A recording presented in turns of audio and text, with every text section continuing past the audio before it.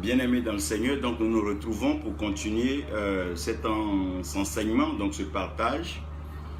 C'est pas vraiment une prédication en tant que telle, c'est pas aussi une prophétie, mais je pense que c'est une forme d'enseignement, donc information sur certaines choses fondamentales du royaume en vue de posséder, conserver notre originalité et donc notre authenticité dans ce monde qui est donc en train de courir ça et là et à tout vent de doctrine. Je suis en train de vous parler donc de la course de l'originalité. Et je commençais par vous expliquer donc que lorsqu'un enfant naît, il naît donc avec la mère. Il naît, il sort de la mère. Mais lorsque l'héritage arrive selon Dieu, il reçoit l'héritage de par le Père. Donc comme l'enfant naît et il est avec la mère, il est difficile pour tout le monde de discerner, de dire et de savoir de qui exactement est-il fils. Donc quand on ne connaît pas le Père, ça devient très difficile de se prononcer sur la destinée de l'enfant et aussi sur sa destination. Donc la question fondamentale qui reste posée, qui a été posée à David, qui a été posée même au Seigneur Jésus-Christ et à tout le monde, sera la question de qui est-il fils. Donc il va falloir reconnaître et identifier le Père. Puisque le Fils sort de la souche originale qui est le Père, qui lui-même tire cela de son Père, nous pouvons alors comprendre que l'authenticité revient de la paternité. Donc nous sommes tous nés sur la terre, mais nous savons que nous sommes citoyens du ciel. Et en tant que citoyens du ciel, nous savons que notre Père, notre patrie est là-haut. Et c'est là, donc, la Nouvelle Jérusalem, celle dont Jean parle dans la vision de la révélation qui descend du ciel. J'aimerais que vous compreniez que la Pâque vient confirmer l'originalité, parce qu'avant la fondation du monde, l'agneau avait été déjà immolé. Donc, comme l'agneau avait déjà été immolé, aucun autre animal ne pouvait répondre donc au sang original qui a été versé, si ce n'est le sang de l'agneau. Donc quand Jean est en train de dire, voici l'agneau de Dieu qui ôte le péché du monde, Jean n'est pas en train de profiler des injures, mais la déclaration de Jean est profonde et elle est pleine de révélation. Jean, nous pouvons savoir et le dire avec joie, que Jean a pour mère Élisabeth. Et Élisabeth est donc la cousine de Marie. Lorsque l'ange s'adresse à Marie qu'elle va voir Élisabeth, depuis les ventres, les enfants vont faire connaissance de par l'esprit. Et après, ces deux enfants donc, vont avoir leur temps. C'est vrai que Jésus tout petit sera obligé de quitter donc, la terre d'Israël à cause de la méchanceté d'Hérode. Il va aller donc en Égypte passer sa tendre enfance avant de revenir. Et donc à 12 ans, on le voit dans le temple. Dans le temple, lorsqu'il arrive, il n'est pas vraiment en train de jouer comme les autres enfants de son âge, qui sont en train de toucher ça et là, mais lui, il est directement donc intéressé par le débat des vieillards. Donc, il s'approche des vieillards pour savoir ce que les vieillards pensent.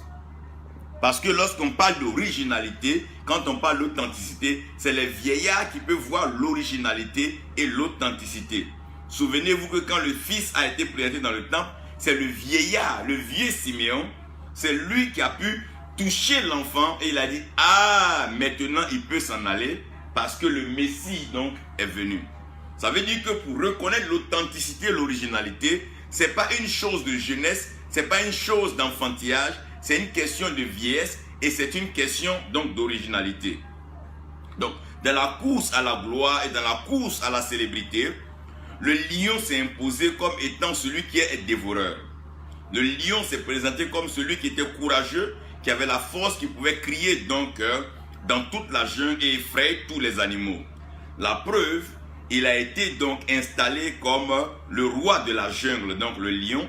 Et ce lion va être incarné donc et révélé dans la tribu de Juda. Et nous allons parler maintenant de lion conquérant de la tribu de Juda.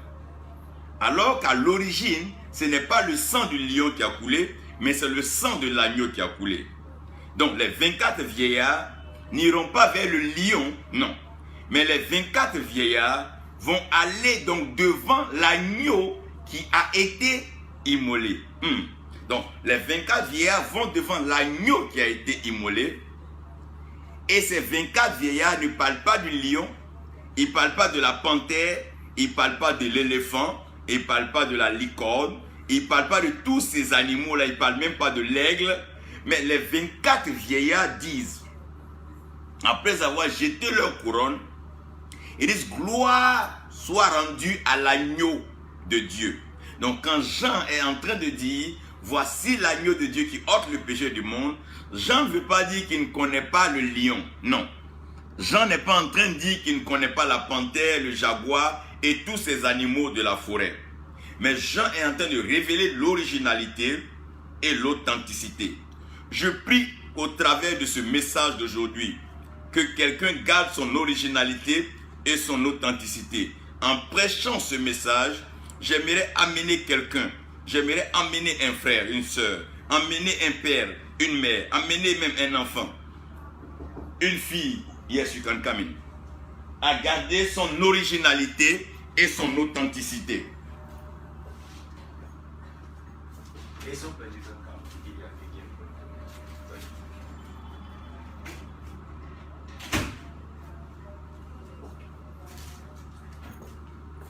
Excusez-moi, je vais m'occuper un peu de la réserve. Donc, je veux emmener quelqu'un à garder son originalité et son authenticité. Ne bouge pas de ce que Dieu dit tu es. Ne change pas ce que Dieu veut que tu sois. Mais reste à la position que Dieu te donne.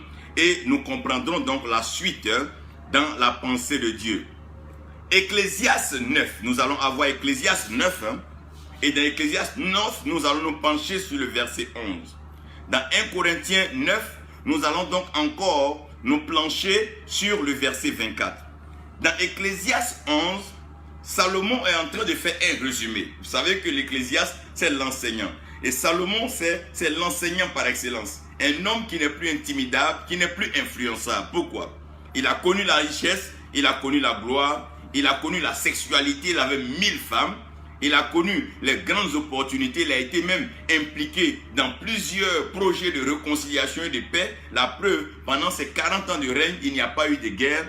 Donc Salomon est un fin diplomate et un maître en gestion des ressources humaines. Salomon savait comment collaborer, coordonner avec les femmes de tous bords, de tout genre et de tout peuple. Quand on parle de la femme, voyez un peu une forme de religion. C'est-à-dire Salomon pouvait collaborer, coopérer avec toute forme de pratique aussi longtemps qu'il est Salomon. Et Dieu lui avait donné la sagesse de pouvoir donc vivre avec cela. Il dit, il a compris donc après cela, après son expertise, il est maintenant en train de donner son mot, il est en train de se prononcer là-dessus. Salomon ne fait pas un jugement, mais il est en train de donner ce qu'on appelle une conclusion de quelque chose. Il dit, il s'est rendu compte que la course n'appartient pas au plus fort, la course n'appartient pas au plus rapide, la course n'appartient pas à celui qui va plus vite, mais c'est l'Éternel qui détermine celui qui termine la course. Donc quand Salomon est en train de parler, il est en train de dire que un homme peut courir vite, un homme peut courir même très tôt, un homme peut avoir tout ce qu'il faut pour courir, mais ça ne garantit pas qu'il terminera la course. Oui. Et quant à Paul, Paul va parler d'une course, mais une course en vue d'obtenir une couronne. Donc cette course dont Paul parle, Paul dit qu'il ne se bat pas, il ne donne pas de coups comme donc frappant l'air. Mais il reste concentré sur la course. La course qui a été placée au devant de lui. Donc il court sans relâchement, sans distraction, afin de pouvoir faire quoi? Remporter la couronne. Donc Paul est en train de présenter donc la gloire comme étant le couronnement d'une course et d'un parcours. Si nous avons compris donc ces deux passages-là, sachez que nous allons utiliser d'autres passages de la Bible au besoin. Je vous les citerai. Sinon, au besoin, vous aurez à regarder dans vos Bibles. Regardez avec moi et prions pour l'originalité de la cause. Père éternel, tu es l'autorité spirituelle suprême. Tu règnes dans le ciel et sur la terre. Tu accomplis ta parole. Viens maintenant pendant que nous y sommes. Apporte-nous la révélation. Rafraîchis-nous. Comble-nous. Donne-nous de comprendre ta pensée originale. Afin que nous ne sortons pas de l'originalité et ne perdons pas l'authenticité. Seigneur, permets-nous de pouvoir rester original. Afin que tu puisses certifier ce que tu as mis en nous. Au jour de Jésus-Christ. Merci Père. Au nom de Jésus. Amen. Lorsque nous commençons à lire la Bible et que nous arrivons dans certains mystères assez particuliers, nous nous rendons compte que Salomon ne s'est pas trompé et que Paul est venu confirmer que la vie est une course. La vie est une course parce qu'il y a un parcours donc, qui est placé devant chacun. On commence d'abord enfant, après l'adolescence, on devient jeune et puis bon voilà, on passe progressivement à être adulte et puis on vieillit. Donc il y a un parcours bien organisé, bien tracé dans la vie de tout homme. Et ce parcours est tellement ordonné, tellement bien organisé qu'on ne peut pas le désordonner. Donc, un enfant ne peut pas agir comme un vieillard et un vieillard comme un jeune. Non, non, non. Tout est ordonné, tout est bien synchronisé et harmonisé pour un couronnement. Et le couronnement de la vieillesse commence déjà par la blancheur donc des cheveux pour dire que la sagesse et que la vie quand même a dû laisser une portion d'expérience à cette personne. Donc, la vie est un parcours. Dieu va nous présenter cela lorsque Christ va s'adresser. Il va dire à l'humanité que je suis, donc lui Jésus, qui est l'original, qui est l'authentique. C'est lui qui a été authentifié. C'est lui donc qui a été à la fondation du monde. Et c'est lui qui est au couronnement du monde. Et c'est cet événement que le monde attend avec un ardent désir. Donc cette révélation faite des fils de Dieu, c'est juste le retour de Jésus-Christ. Parce que Paul l'a dit, en lui habite corporellement toute la plénitude de la divinité. Donc nous avons l'authenticité, la plénitude, l'originalité, la contenance et la majesté divine en lui. Donc il n'y a pas de débat sur cela. Il va dire qu'il est le chemin, il est la vérité et il est la vie. Donc il y a un mystère qui va maintenant se présenter. C'est trois choses en un. On va croire qu'il y a le chemin à part, il y a la vérité à part et il y a la vie à part. Si nous croyons que le chemin est à part, que la vérité est à part, alors quelqu'un peut choisir le chemin du mensonge. Oui. Si nous croyons que le chemin est à part, que la vérité est à part, que la vie est à part, quelqu'un peut vivre sans chemin. Donc si nous croyons aussi que la vérité est à part, quelqu'un peut vivre donc de mensonges et peut vivre loin de la vérité. Donc la Bible est en train de nous expliquer que c'est un trois en un. Donc c'est un tout en un et un en tout. Donc lorsque la Bible nous parle maintenant du mystère de la Trinité, la Bible nous parle du Père, du Fils et du Saint-Esprit comme étant une seule personne. Donc ce que le Seigneur est en train de dire, il veut dire, lui Jésus-Christ, il est le chemin, il est la vérité et il est la vie. Donc comme Jésus est le chemin, la vérité et la vie, vous allez comprendre que la chair ne sert de rien, c'est l'esprit qui vivifie. Donc il veut parler dans la vie, la révélation cachée du Saint-Esprit. Il veut dire qu'en lui, il y a donc la manifestation du Saint-Esprit. C'est pour ça lui seul peut aller vers le Père et demander au Père de venir le Saint-Esprit. Donc la vie dont il est en train de parler, c'est la vie par le Saint-Esprit. Donc la vie, ceux qui sont conduits par le Saint-Esprit, ceux qui sont conduits par l'Esprit de Dieu, ceux-là sont enfants de Dieu. Donc on n'est pas enfants de Dieu comme nous voulons, mais c'est quand nous sommes conduits par l'Esprit de Dieu que nous sommes enfants de Dieu. Donc parlons maintenant de la vérité. Quand on parle de la vérité, on parle de l'authenticité, la marque, le sceau qui dit que ceci est vrai. Et la vérité, c'est la parole de Dieu. Et la parole de Dieu, elle est Dieu. Et cette parole de Dieu, si nous procédons à la lecture dans Jean 1, la Bible dit au commencement était la parole. Et cette parole-là qui était avec Dieu, c'est cette parole-là qui était au commencement Dieu. Mais cette parole-là, pour venir authentifier la vérité, cette parole a été faite chair. Donc cette chair originale, authentique que la parole produit, c'est Jésus-Christ. Donc, il n'y a pas de vérité en dehors de Christ. Donc, la révélation, tout ce que la science essaie d'exprimer, tout ce que la chimie, tout ce que la littérature, tout ce que chacun veut exprimer au travers donc, de sa poésie, c'est au fait une révélation de Christ. Ce qui a été dit par les prophètes, les juges, les sacrificateurs, les rois, tous ceux qui sont prononcés dans la Bible d'une façon ou d'une autre, est en train de pointer le même personnage, la vérité. Car nous connaîtrons la vérité et la vérité nous affranchira. Cette vérité, c'est le Christ, c'est Jésus-Christ qui est notre seul Seigneur et notre seul Sauveur. Il est notre seule vérité et c'est lui qui est notre point de balise. C'est lui qui nous permet d'avoir un regard plongé dans le ciel et de comprendre les mystères célestes. C'est lui qui nous permet d'avoir un regard plongé dans les profondeurs et ressortir avec la victoire donc sur la mort. Maintenant, quand il parle du chemin, quand on parle du chemin, on parle d'un modèle. Donc c'est à partir de ce modèle-là qu'on arrive à destination. Dieu lui-même est le chemin. Parce que sans Dieu, il n'y a pas de vie. Sans Dieu, il n'y a pas d'état. Sans Dieu, il n'y a pas de maison. Sans Dieu, il n'y a pas de famille. Donc le chemin par lequel le monde existe là, c'est Dieu. C'est pour ça la Bible dit par la foi, nous comprenons que tout ce qui a été créé par la parole de Dieu.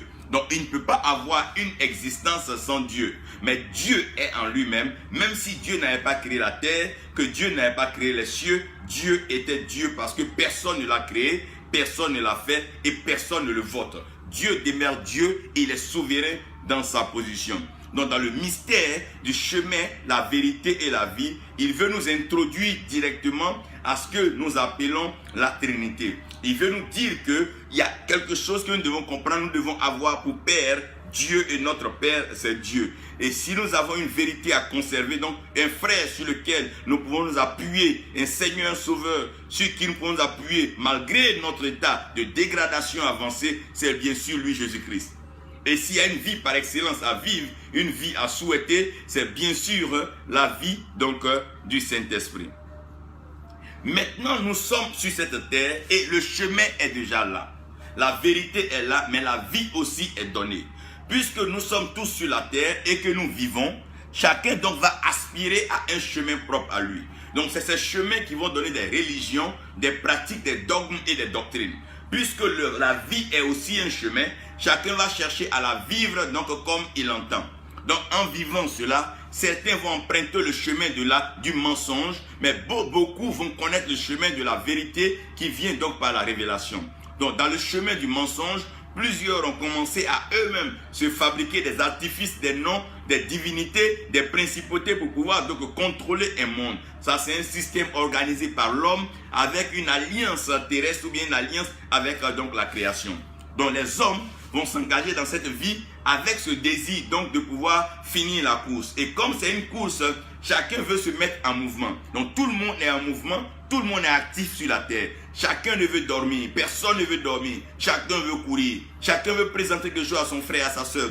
Chacun veut dire à son père, à sa mère, voilà ce que je suis en train de faire. En ville, tout le monde y est. Chacun se lève matin, va quelque part. Le soir, chacun revient. Embouteillage, ça et là. La course devient une course tellement compliquée. Il va falloir donc revenir à l'originalité de la course. Parce que d'aucuns diront que la fin justifie les moyens. Donc cette course devient maintenant soit une course à la célébrité, une course au matériel, une course au bien-être, une course donc à la réalisation, une course à l'acclamation et une course même à l'élévation. Et la course est lancée et la course est engagée. Chacun court, chacun tapage ça et là. Aussi longtemps que le souffle de vie est encore donné, chacun peut courir comme il veut, chacun peut partir où il veut. Et ça court, ça s'amuse, ça chante. Ça danse, chacun se fait plaisir dans cette course-là. D'aucuns disent que tiens, c'est le moment de pouvoir courir et je dois pouvoir courir. Dans cette course, chacun commence à oublier les principes de base. Que Dieu est au commencement, que Christ est la vérité et que le Saint-Esprit doit nous conduire. Toutes ces choses-là sont oubliées et personne ne s'en souvient. Celui-ci se lève matin, il veut devenir le plus grand des apôtres. Tel se lève demain matin, il veut être le plus grand donc des évêques. Un autre se lève demain, il veut être chef d'État, il veut être directeur de cabinet, chacun veut être quelqu'un. Un tel se lève hier, il dit que non, il veut être maire, il veut être gouverneur, il veut être député. Donc les postes, ça fait des courses ça et là. Et une femme se lève là, elle veut être donc première dame. Un homme se lève là, il veut épouser la femme du roi, la femme plus riche. Chacun a un rêve. Celui-ci se lève, je veux fabriquer un avion, je veux arriver à voler plus haut que mes amis. Un autre se lève, il va rentrer dans un temple, un lieu et il va pactiser. Je veux devenir le plus riche des jeunes, je veux être le plus jeune à payer un jet et la course est engagée. Ça court ça, ça court là, ça court ci, ça court là. Chacun veut qu'un rendez-vous familial peut présenter quelque chose. Voici ma voiture, voici ma maison, voici mes acquis, voici mes diplômes et la course est engagée. La course est tellement engagée. Mais au fait, chacun veut retrouver son chemin, chacun veut connaître sa propre vérité et chacun veut vivre sa vie. Et comme chacun veut connaître son propre chemin, chacun veut connaître sa propre vérité, chacun veut vivre sa vie, Dieu a créé l'homme et Dieu a laissé en l'homme ce qu'on appelle le libre arbitre. Chacun est libre de choisir, chacun est libre de faire ce qu'il veut faire, mais lorsque chacun aurait fini de faire ce qu'il veut faire, tout cela passera en jugement. Dieu a créé maintenant le système et la course est devenue complexe. De quelle course je veux parler? Des jeunes filles aujourd'hui qui n'ont même pas encore 20 ans, qui veulent se marier. Des hommes qui n'ont même pas encore appris à gérer même une petite entreprise, veulent ouvrir donc une église et gérer des hommes. Des gens qui n'ont pas encore appris même à gérer 2 feuilles, à gérer 2 cahiers. Chacun a un titre et chacun un nom. La course est engagée et Salomon nous interpelle ici. Ce n'est pas, oh mon Dieu, Salomon nous dit ceci et j'aimerais le dire de façon correcte. Salomon dit, la course n'appartient pas à celui qui court vite ni à celui qui va tôt. Salomon veut expliquer que dans cette course, nous devons comprendre de quelle course il est question. Le chemin qui est tracé, ce n'est pas le chemin des hommes, ce n'est pas le chemin des religions, ce n'est pas le chemin des doctrines. Il y a un chemin fondamental que Dieu a mis en tout homme et c'est le chemin de la vérité et c'est dans la vérité que nous vivons. Il dit, vous connaîtrez la vérité et la vérité vous affranchira. Quand il parle de cette vie, il parle d'une vie affranchie, une vie libre, une vie où nous sommes en joie de connecter avec le ciel, de communiquer avec le ciel permanemment. Mais cette course va devenir complexe. Pourquoi? La course va devenir complexe parce que l'homme va rentrer dans des complications et dans ce que nous allons appeler la compromission. Dieu va mettre donc dans le jardin 3 types d'arbres. L'arbre de la connaissance du bien et du mal, l'arbre de la vie et les autres arbres. Il y a un arbre, si l'homme mange, l'homme va vivre. Et si l'arbre, cet arbre-là a déjà touché à la vie de l'homme, l'homme va vivre donc éternellement. Il y a l'arbre de la connaissance du bien et du mal qui cache aussi une forme de mensonge et une forme de vérité qui peut amener donc l'homme à mourir. Il y a les arbres, donc tout ce qui est permis, c'est un peu donc dans l'univers où Dieu permet un peu de tout. Cependant, il y a 2 sélections. Le Christ est unique et le Saint-Esprit est unique. Il peut avoir plusieurs esprits, mais le Saint-Esprit est le Saint-Esprit. Il peut avoir plusieurs donc, personnes dont on parle en tant que mon sauveur, mon Messie, mais là, Dieu est précis sur Christ. Maintenant, la course commence. Dans la complexité de la course, l'homme qui a été créé aura besoin donc de 3 fonctions fondamentales. La première fonction fondamentale dont l'homme aura besoin de la fonction de la défense. Et la fonction de la défense est occupée par l'archange Michael. Donc l'archange Michael, dans l'organisation de Dieu, c'est lui qui est chargé de pouvoir défendre. Lorsqu'il y a combat, lorsqu'il y a guerre, lorsqu'il y a bataille, c'est l'archange Michel qui est supposé combattre. Donc ce n'est pas donné à l'homme de combattre, mais c'est à l'archange Michel de combattre et de pouvoir donc triompher pour le royaume. C'est ce qui a été fait dans les cieux et c'est les mêmes choses qui se feront sur la terre et qui continueront donc de se faire. Après l'archange Michel, nous avons donc Gabriel. Donc Gabriel est celui-là qui est chargé de la communication. C'est celui-là qui porte le message. C'est lui qui transporte le message et qui va le délivrer à qui de droit. C'est ce même Gabriel qui est venu et qui a parlé donc à Marie. C'est ce même Gabriel qui est venu, qui venait donc parler à Daniel. Donc c'est par Gabriel que nous avons la révélation, nous avons le message donc de Dieu. Dieu est ordonné et le ciel est très ordonné. Maintenant, Lucifer avait pour mission de s'occuper de la culture, des finances et des traditions. Donc en tout ce qui est luciférien, nous avons la culture, les finances et la tradition. Donc le rôle de Lucifer, c'est de garder donc la culture, de garder la tradition et de garder donc les finances. Donc toutes ces choses-là qui étaient liées donc au bon bien-être et à l'organisation du royaume étaient conservées, étaient donc données à Lucifer qui était l'ange de lumière. Donc comment le peuple est éclairé? Le peuple est éclairé par sa culture, le peuple est éclairé par sa tradition, le peuple est éclairé donc par ses finances. C'est pour ça que lorsqu'il n'y a pas d'argent dans un pays, la visibilité n'est plus claire, le désordre s'installe, les rébellions, les crises et les guerres donc viennent par-ci par-là. Donc vous allez comprendre que lorsqu'une culture n'est pas maîtrisée, un peuple se meurt, un peuple se combat, un peuple se détruit. Donc comprenez bien ces 3 fonctions-là, la fonction de la défense et la fonction donc de la communication. Nous avons aussi donc la culture, les finances et puis donc les traditions. Retenez très bien, il y a les traditions que vous ne devez pas oublier. Donc, partout où Lucifer arrive, il peut envoyer une certaine culture et cette culture peut ne pas être conforme à la pensée de Dieu. Donc, il arrive dans le jardin et dans ce jardin-là, il va amener une certaine culture. Adam et Ève étaient habitués à ne pas donc manger à ce fruit. Adam et Ève n'avaient même pas le droit de s'approcher donc de ce table-là et chercher à manger son fruit. Et Lucifer vient maintenant dans le jardin, puisque n'oublie pas, il avait déjà été déchu. Il a été déchu tout simplement parce qu'il n'a pas connu sa position. Il a voulu se positionner au-dessus du trône de Dieu. Donc la rébellion, c'est ce qu'on appelle Hacham en hébreu, donc le péché, qui est la rébellion, la désobéissance, s'est trouvé dans son cœur. Il n'avait pas ça seulement en pensée, il n'avait pas ça sur les lèvres, mais c'était en fond en lui. Et comme Dieu sonde les cœurs, que Dieu sonde les reins, Dieu a détecté déjà l'iniquité dans son cœur. Il dit l'iniquité était dans son cœur. Donc il avait voulu déjà commettre donc cette rébellion. Il vient dans le jardin et il va maintenant imposer une autre culture. La culture du jardin, c'était que quoi? On peut manger de tous les arbres du jardin, on peut manger du fruit de tous les arbres du jardin, mais quant au fruit de l'arbre de la connaissance du bien et du mal, on ne mange pas. C'est la culture, c'est la loi, c'est ce que Dieu a donné pour ce jardin. Donc chaque peuple a sa culture, chaque peuple a sa tradition, chaque peuple donc a ses finances, a ses mœurs. C'est pour ça que vous allez voir que chaque pays a sa devise économique et chacun vit comme il veut en fonction de ses cultures, ses mœurs et sa tradition.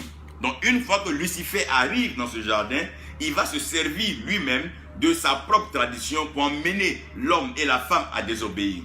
Donc il pousse la femme, il dit mais est-ce que Dieu a vraiment dit de ne pas manger de ce fruit? Elle dit oui. Elle dit parce que le jour qu'on mange, on mourra. Dieu a vraiment dit ça? Elle dit ah oui. Il dit non. Dieu sait que le jour que vous mangez, vous ne serez plus comme vous êtes, mais vous serez comme des dieux. Donc vous serez authentique, vous serez original. Donc il les ramène sur la question de l'authenticité, de l'originalité. Mais qui veut le faux? Qui veut ce qui n'est pas original? Adam et Ève. Ève donc va tomber dans le panneau, le piège donc de Satan.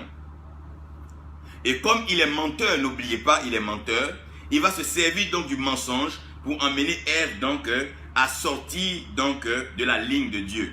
Ève aussi va donc donner cela à son mari qui va aussi donc sortir de la volonté de Dieu. Mais pourquoi Ève n'a pas partagé avec le serpent? Tout simplement parce que lui il savait que c'était un mensonge. Celui qui empoisonne en général le pot ne partage pas le pot avec les autres.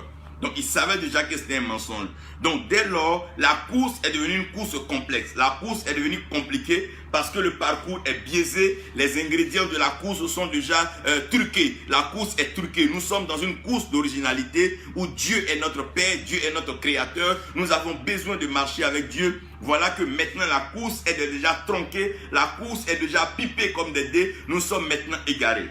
Et Adam et Ève, lorsqu'ils vont finir donc de manger de ce fruit-là, Dieu va venir dans le jardin et dire « Adam, où es-tu » Dans le « Adam, où es-tu » j'aimerais directement positionner quelque chose. N'oubliez pas que Dieu est omnipotent. Dieu étant omnipotent, Dieu a toute puissance. Donc si Dieu a toute puissance, pourquoi est-ce qu'il a laissé faire? Je répondrai. Et Dieu est directement omniprésent. Si Dieu est omniprésent, où était Dieu quand Adam et Ève mangeaient le fruit? Nous y reviendrons. Ça veut dire Dieu est omniscient. Si Dieu est omniscient, c'est que Dieu est plus que Google. Dieu étant omniscient, Dieu sait exactement où tout se trouve. Déjà Google, on peut localiser un pays, localiser un individu sur la terre. Mais Dieu vient et il demande Adam, où es-tu? Parce que la course qu'il avait placée pour Adam n'est plus la course que Adam est en train de faire. La course a été biaisée, la course a été changée, la course a été tronquée. C'était la course à l'originalité, la course à la maturité dans l'originalité de Dieu. Voici maintenant que la course a été tronquée. L'homme n'est plus en train de marcher pour devenir comme Dieu, mais l'homme est en train de marcher dans les plans du diable pour atteindre l'animosité. J'y viens. Adam, où es-tu? Adam va dire, non, j'ai entendu ta voix et j'ai eu peur. Au fait, quand Dieu dit Adam, où es-tu? Ce n'était pas le lieu géographique où Adam était qui intéressait Dieu. Dieu sait qu'il a mis Adam et Ève dans un jardin. Mais il veut dire à Adam, tu n'es pas à la position que je t'ai placé, Adam. Je t'ai placé en tant que dominateur. Je t'ai placé comme celui qui doit opérer dans le surnaturel. C'est toi qui dois coordonner, contrôler, permettre à ce jardin de fleurir, d'envoyer les fruits les meilleurs. C'est toi qui peux ordonner aux saisons et aux circonstances sur ce jardin. Je ne te vois pas. Je viens, je ne te vois pas, Adam. Tu n'es pas à ta place où je t'ai placé. Où es-tu?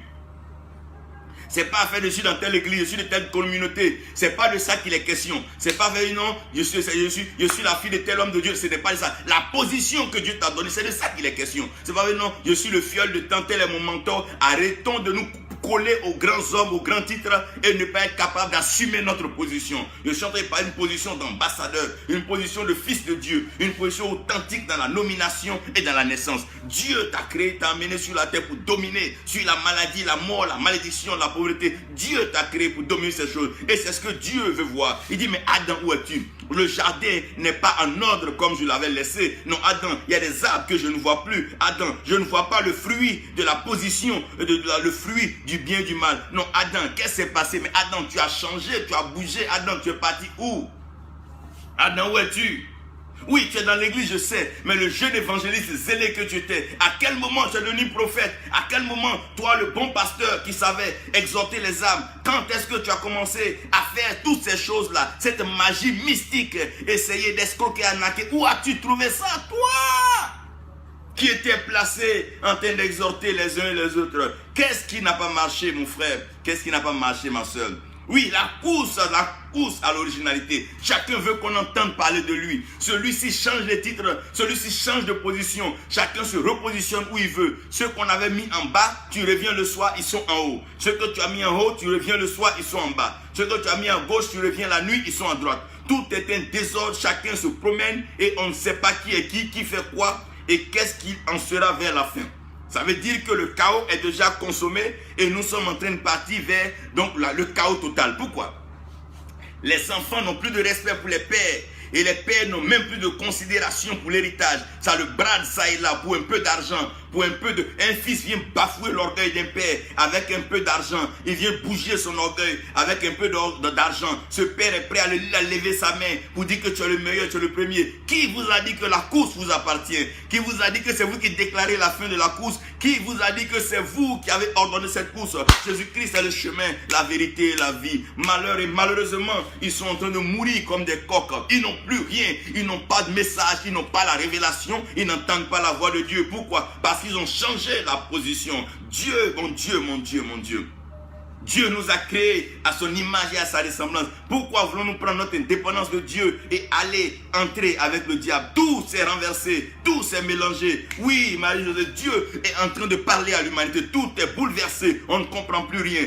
Ceux même qui ne sont pas en position de régner sont en train de régner. C'est là qu'on doit comprendre pourquoi est-ce que l'esclave se trouve sur le cheval et le prince est à terre. C'est tout un désordre que personne ne peut comprendre. La complexité de la course. Certains, à cause de courir vite pour avoir l'argent, ont perdu leur humanité. Ils sont devenus des animaux très prêts à dévorer, à tuer des hommes, à faire des crimes rituels pour en avoir. D'autres sont prêts à sacrifier des organes de leur corps, des membres de leur famille, juste pour avoir. Quelle course alors pour avoir une voiture, pour avoir une maison? Quelle course? Quelle course? Quelle course? Qu'est-ce qui court? Qu'est-ce qui précipite? Qu'est-ce qui presse?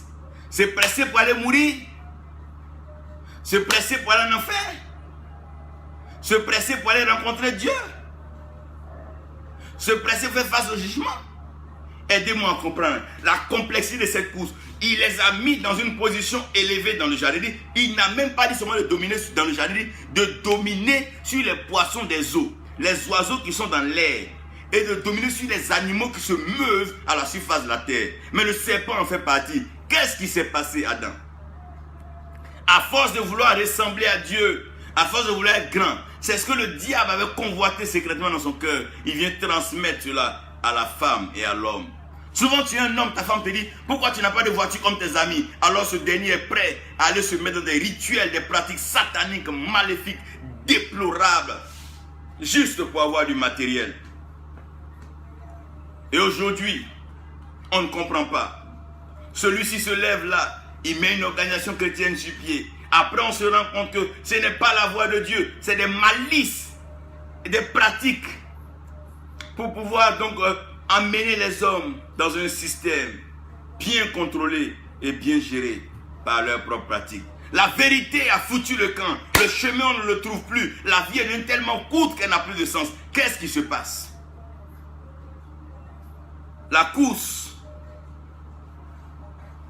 de l'originalité. Même quand on envoie les anges au secours des gens, les anges ne savent plus trop où les trouver parce qu'ils ne sont plus à leur place.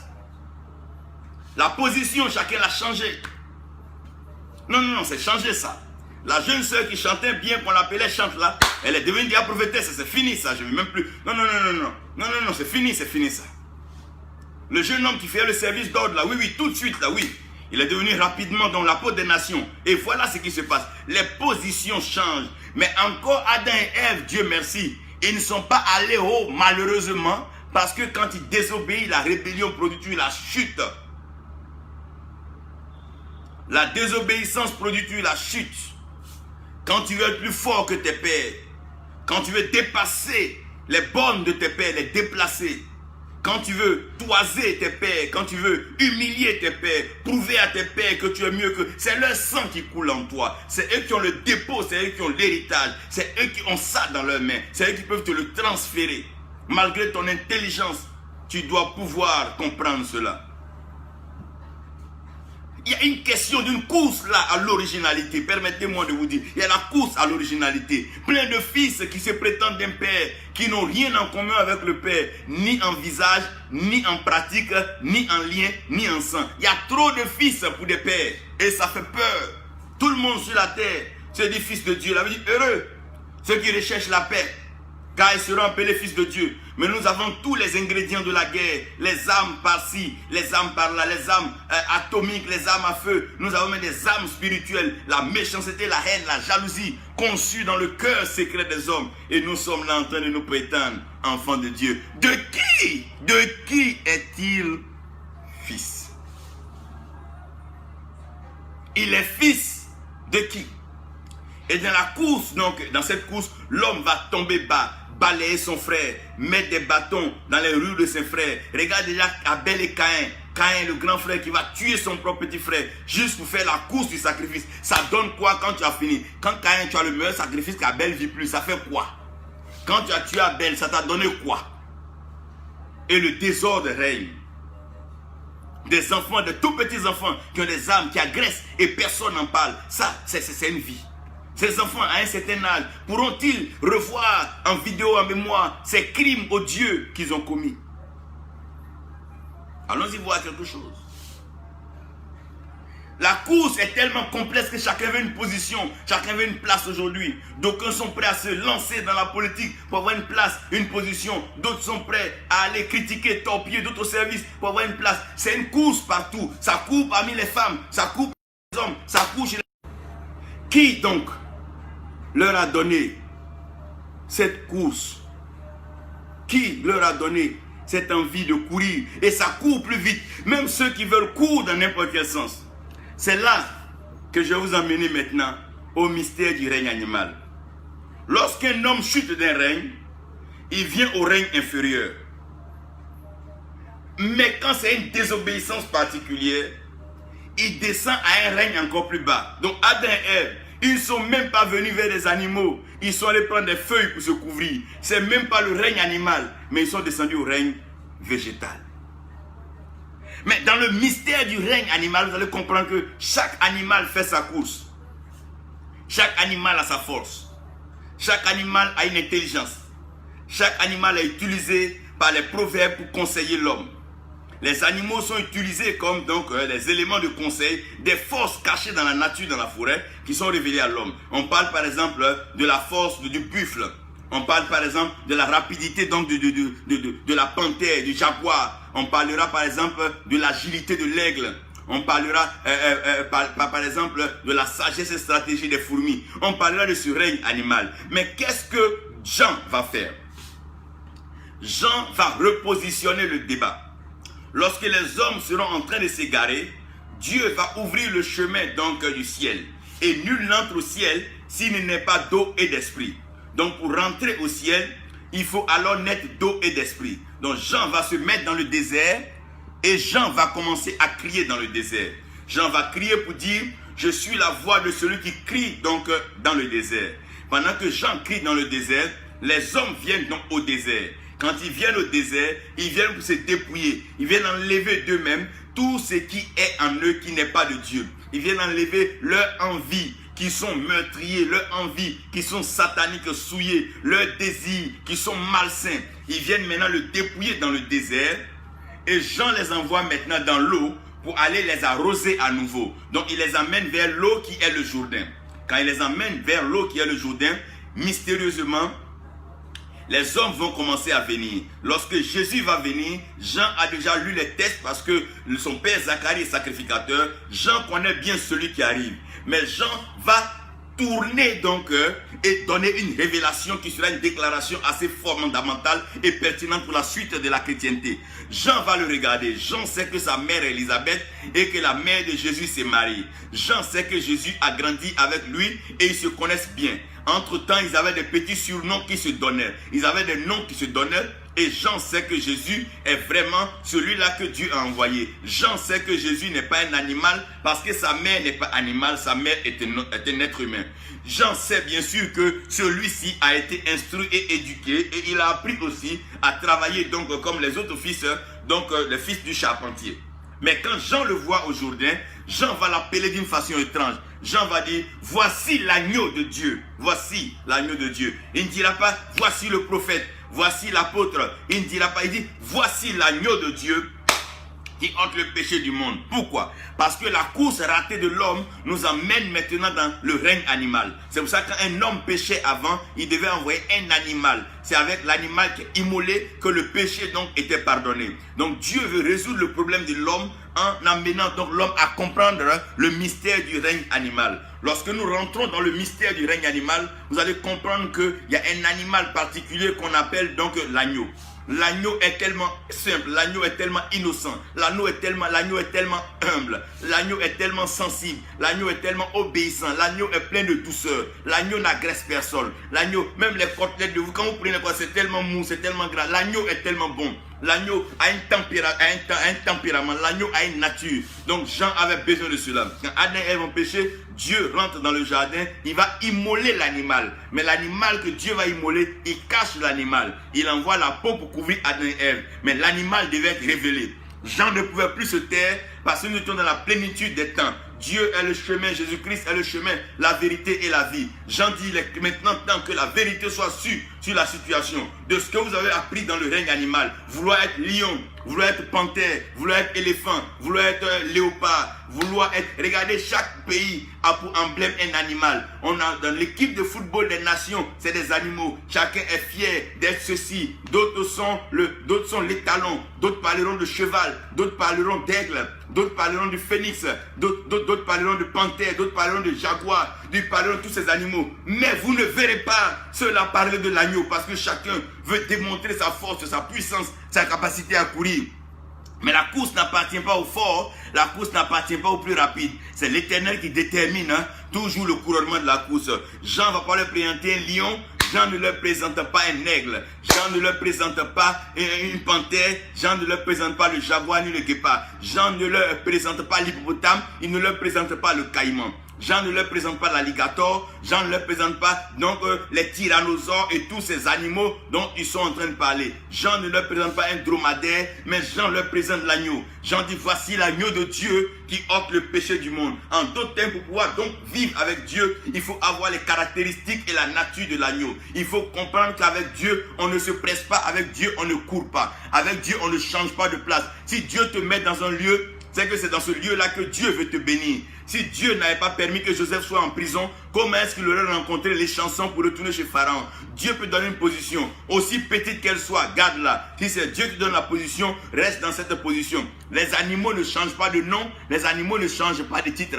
Les animaux restent ce qu'ils sont. Si un animal est né lion, il va rester lion. Mais l'homme même étant né homme, veut devenir femme. Celui qui était né noir veut devenir clair. Celui qui était né court veut devenir grand. L'homme a un complexe et revenons donc à voir le règne animal.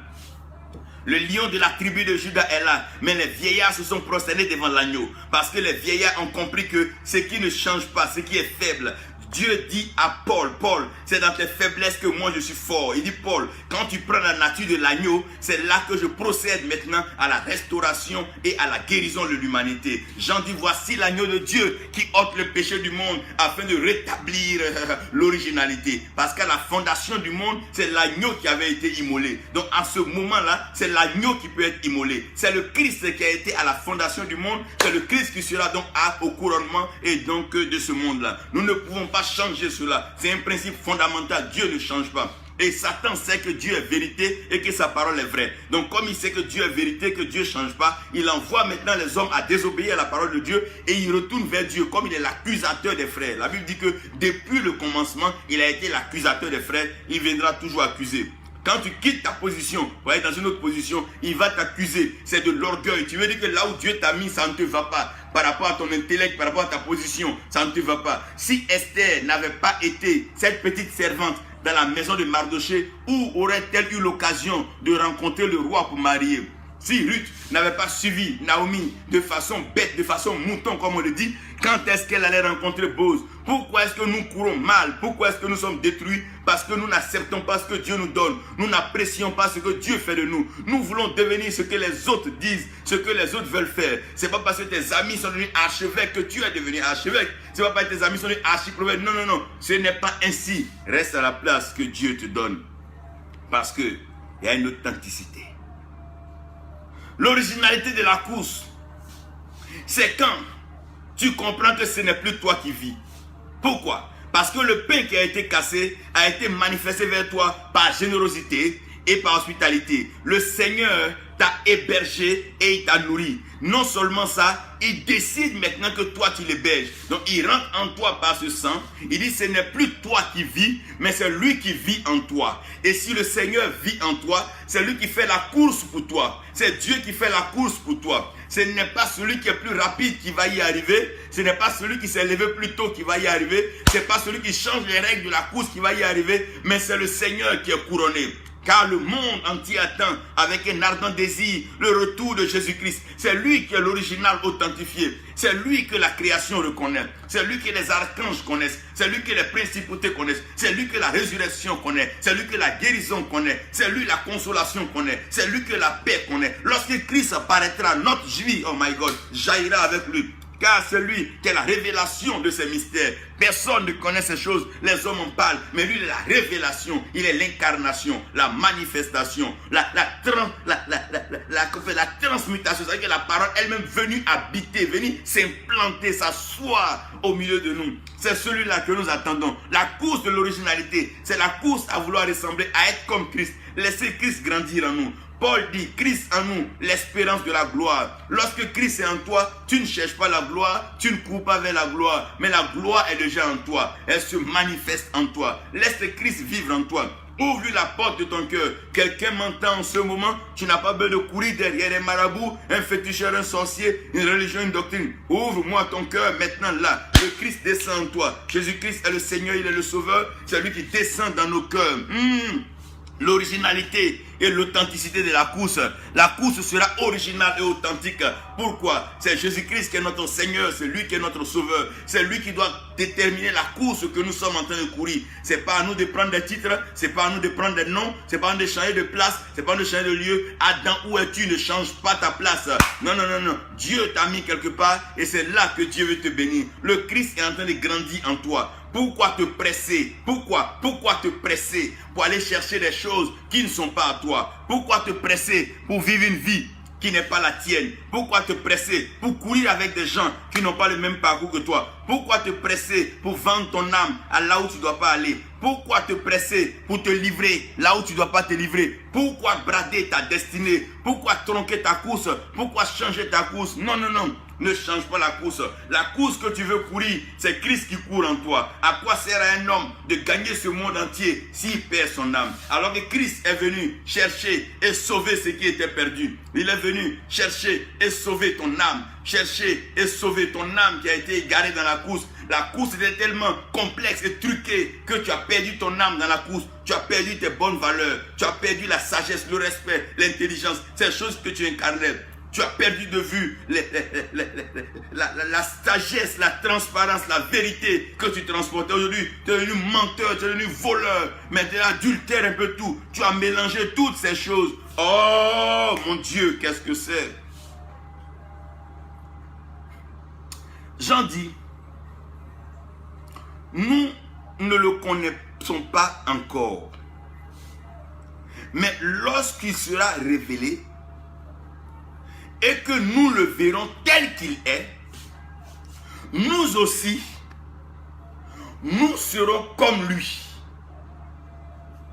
Donc notre vie est en Christ et notre vie est en Dieu. Donc puisque notre vie est en Christ et que notre vie est en Dieu, notre vie suit le parcours du chemin, la vérité et la vie. Ça veut dire que même si aujourd'hui les hommes ne voient pas ce que tu as acquis, Christ est en train d'acquérir des trésors pour toi. Les cheveux blancs ne sont pas fruits de la peinture, mais c'est avec le temps, avec les saisons, que les cheveux finissent par blanchir. Dieu a tracé une course en nous. Ce n'est pas la course du plus riche, du plus gros, du plus grand, du plus beau. Non, ce n'est pas cette course qu'il nous a donnée. Ce n'est pas la course du plus éloquent, la course du plus puissant. Non, mais c'est la course de l'humilité, de la simplicité dans Jésus-Christ, la course de l'amour. Si nous courons par amour, que nous faisons par amour, si l'amour nous caractérise, alors les hommes sauront que nous sommes de lui, parce qu'il est amour. Paul dit, j'ai vu 3 choses dans mon parcours. Il y avait bien la foi, l'espérance et l'amour. Mais de ces 3 choses-là, la plus grande, celle qui couronne tout, c'est l'amour. Dieu est en train de nous emmener sur la course de l'amour. Il dit, tous ces commandements, arrêtez-moi ceci. Aimez l'Éternel Dieu de tout votre cœur et aimez-vous les uns les autres. C'est la course de l'amour. Qui va courir aimer son frère? Qui va courir pour aimer sa soeur? Qui est prêt à courir pour aimer son prochain? Qui est prêt à courir pour aimer sa soeur? C'est la course de l'amour. C'est la vraie course. La course de l'amour. Parce que l'amour, c'est l'originalité. Et quand Dieu a tant aimé le monde, quand l'amour est arrivé à son comble, Dieu a donné son Fils unique. Il a révélé l'originalité. Dans l'amour, l'originalité a été révélée. Gloire soit rendue à Dieu. Merci pour cette Pâque. Et ce n'est pas un moment de nous souvenir de là où il a été flagellé, frappé, trituré. Mais nous devons nous réjouir parce que non seulement Dieu l'a donné et il est ressuscité d'entre les morts. Dieu l'a ressuscité d'entre les morts. La course a été gagnée. La mort n'est pas la fin de la course, mais la course c'est la vie. C'est la course de la vie. Il est le chemin, la vérité et la vie. Tu vivras le bonheur, je vivrai le bonheur. Nous vivrons le bonheur, nous célébrerons avec le Seigneur dans l'amour et dans la paix. Que Dieu vous bénisse et que sa grâce repose sur vous. Que la paix du Seigneur repose sur vous.